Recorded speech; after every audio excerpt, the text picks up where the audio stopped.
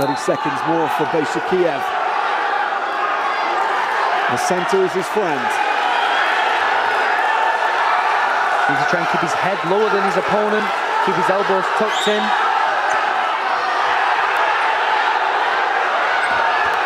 Slips. Gets around the outside from Chung, but he comes again in the clear. What a scrap for these final seconds. But the contest won by Beyshikiev. Great defensive work, almost at the end, almost give that position away, just managed to drive both underhooks in and try and fight off his knee and break the grip from Chung. It was a very close match towards the end there.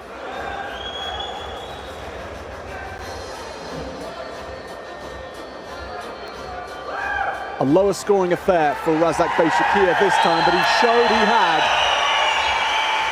a level-headedness to put himself through. 2-1. He's through to the final.